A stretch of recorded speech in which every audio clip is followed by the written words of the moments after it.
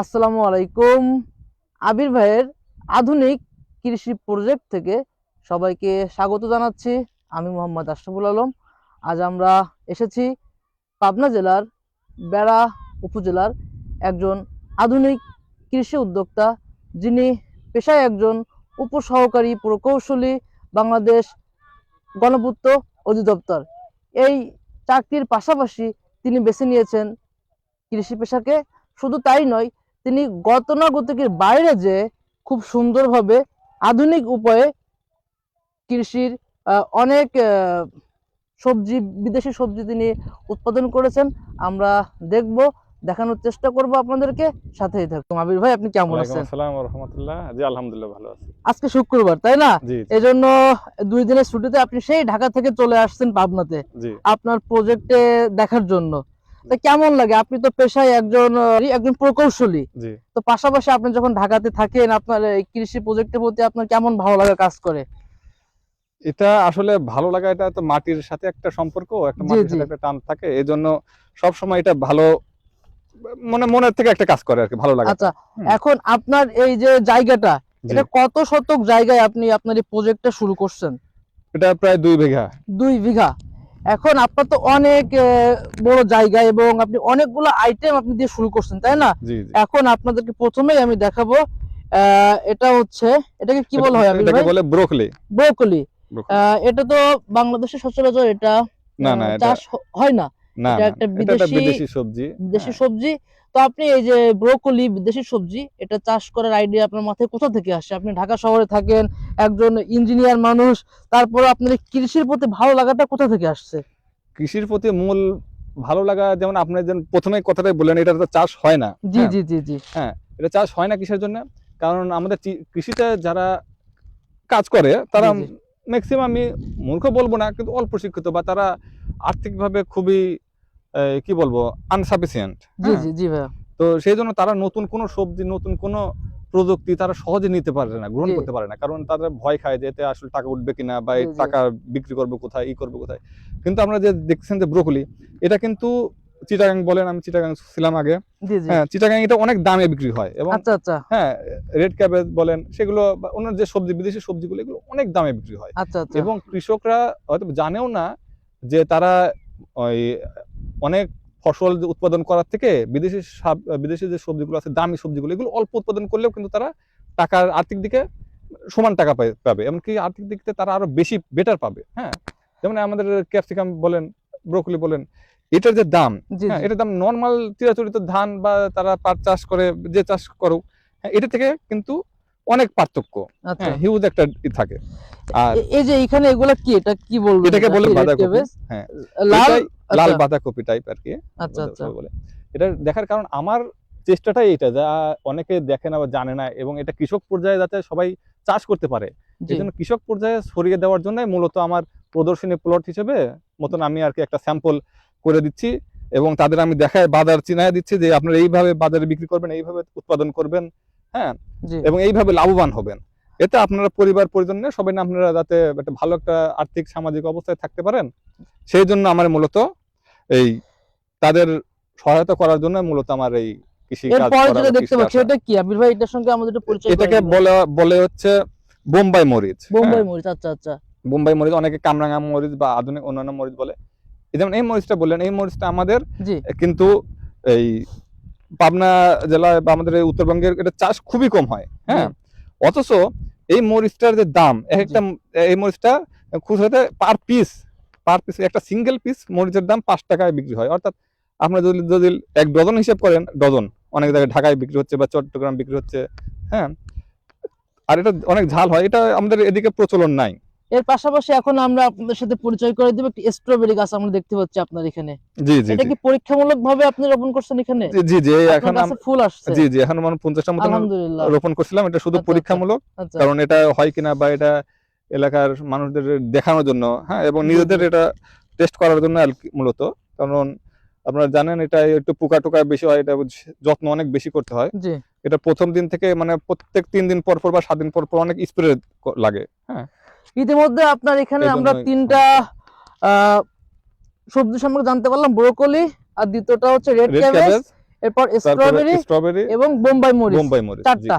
জি এর পাশাপাশি এখন আমরা এখানে দেখতে পাচ্ছি কয়েকটা গাছ। এটা কি আমাদের জি একটু পরিচয় করে দিবেন জি আপনার এই এটার জি উপকারিতা কি এটা সম্পর্কে যদি জি বলতেন? প্রথমত বলতে আমাদের এখানে আমরা যে কাজ করতেছি এর জি। ভিতরে আমাদের সব বিদেশি সবজি, এর ভিতরে 21 ধরনের বিদেশি সবজি আছে। আচ্ছা আচ্ছা। এর ভিতর যে সবজিটা এখন যেটা দেখতেছেন জি।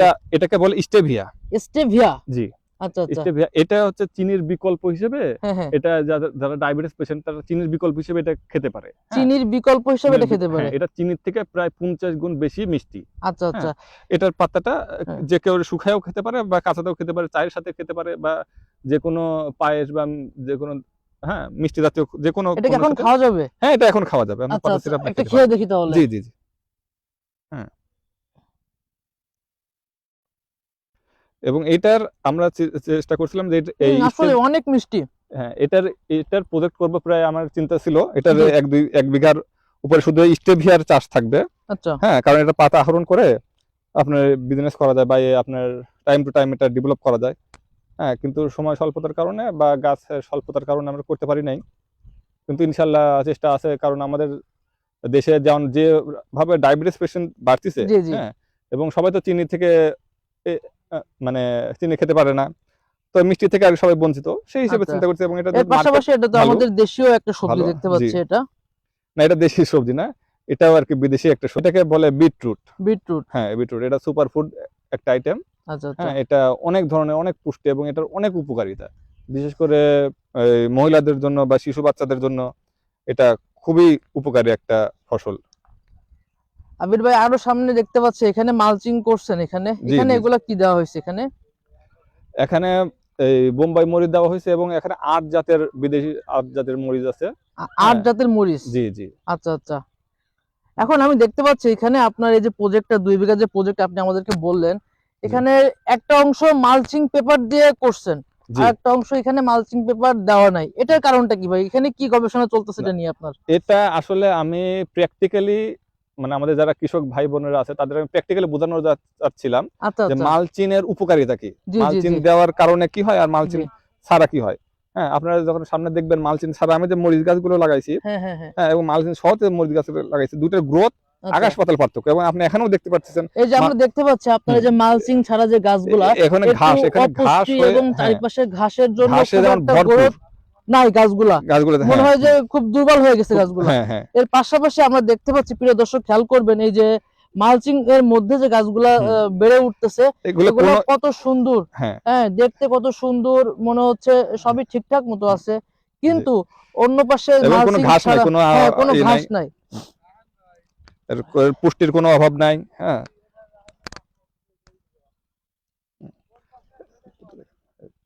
এখানে এই পাশের একটা মরিচ গাছের যেমন কি ভালো অবস্থা, জি হ্যাঁ, জি কত জি বড় জি হয়েছে আর জি। একসাথে কিন্তু লাগানো। আর এই পাশে যখন মরিচ গাছ গুলো, হ্যাঁ, এখানে ছিল, এগুলো কোনো, অনেকগুলো মারাও গেছে। হ্যাঁ, অনেকগুলো মারা গেছে, কোনো ডেভেলপ নাই। কোন হ্যাঁ, ডেভেলপ নয়। হ্যাঁ। হুম, যতই আমি সার দেই বা দেই সব দেখা যায় আগাছাগুলো, হ্যাঁ, সার বা ওষুধ সব খেয়ে শেষ করে, কিন্তু গাছে কোনো ডেভেলপ নাই। এগুলোই মালচিনের যে একটা গুরুত্ব, হ্যাঁ, এটা জি জি। কৃষকদের এটাই বোঝানো, যারা এখানে আসে, অন্যান্য যারা চাষাবাস করে আশেপাশে তারা সবাই দেখে, এবং আমি তাদেরকে ডেকে ডেকে বোঝানোর চেষ্টা করি যে আপনারা মালচিনের চাষ করেন, হ্যাঁ, এবং এই মালচিনের সুবিধাগুলো আপনারা নেন, এবং জি। এই মালচিন আপনারা একবার তো একটা মালচিন আপনি ২-৩ টাইম ব্যবহার করতে পারবেন, অর্থাৎ আপনি ২-৩ বছর ব্যবহার করতে পারবেন। ২-৩ বছরে আপনারা একটা মালচিন হয়তো বা আপনারা মিনিমাম ৮ থেকে ৯ বার আপনি ব্যবহার করতে পারবেন। আরেকটা বিষয় আমি খেয়াল করলাম এখানে আপনার অধিকাংশ জমিতে আপনার পেঁয়াজ চাষ করছে। জি অধিকাংশ আপনার জি এই যে প্রজেক্ট ২ বিঘার প্রজেক্টের চারপাশে আমার ক্যামেরা দেখতে পাচ্ছি যে সব জায়গায় পেঁয়াজ চাষ। আপনি হচ্ছে গতানুগতিকের বাইরে। তো আপনি এখানে মানুষের আগ্রহটা কেমন দেখতেছেন আপনার এই প্রজেক্টের প্রতি? মানুষের আগ্রহ অনেক, কারণ এখানকার যারা পেঁয়াজ চাষ করে তারা জি, জি। আসলে পারিবারিক ভাবে তারা পেঁয়াজ চাষে অভ্যস্ত। জি, জি, হ্যাঁ, জি, জি, তারা কোনো গতানুগতিক নতুন কোনো প্রযুক্তি তারা শিখেও নি, জি, জি, তাদেরকেও শিখায়ও কেউ নি, এবং তারা যেটা যে কাজ করবে, জি, জি। হ্যাঁ, এটা সাহসও তাদের নাই। হ্যাঁ, আচ্ছা, আচ্ছা। এই জন্য তাদের জমির ভিতরে আমি এটা করেছি যাতে তারা আশেপাশে চলাচলের রাস্তায় তারা তারা দেখে শেখে, এবং আমি দেখছি যারা আসে যায়, আসা যাওয়ার পথে সবাই আমাকে বলতেছে যে এটা কি কাজ করে, সবাই একটা আগ্রহ থাকে। হ্যাঁ, এবং হ্যাঁ। আমরা যখন বলি যে হ্যাঁ আমরা এখন এই মরিচ করতেছি বা এই সবজি করতেছি, এই ফসল করতেছি, এটা এইগুলোর কিন্তু এইরকম সত্যি দাম। আপনার এই যে ব্যতিক্রম ধর্মের কারণেই আমি হ্যাঁ। কিন্তু সেই কত দূর থেকে আপনার এখানে জি, চলে জি, আসছি আপনার সাথে জি, যোগাযোগ করে। জি, জি, আমি জি, তো অধীর অগ্রহে ছিলাম যে আপনি কবে ঢাকা থেকে আসবেন এবং জি, আপনার সাথে আপনার প্রজেক্টে আমরা একটা সময় আসবো, আসবো। দিব আর কি। জি, জি। তো অসংখ্য ধন্যবাদ আবির ভাই আপনাকে। আপনার অবশ্যই জন্য অনেক অনেক আপনাদেরও সবাইকে শুভকামনা। ধন্যবাদ। আপনার এই প্রজেক্টে ইনশাআল্লাহ আমরা আগামীতে আবারও আসবো। জি, আহ অবশ্যই। শুভকামনা আপনার জন্য। আল্লাহ জি, হাফেজ। আল্লাহ হাফেজ।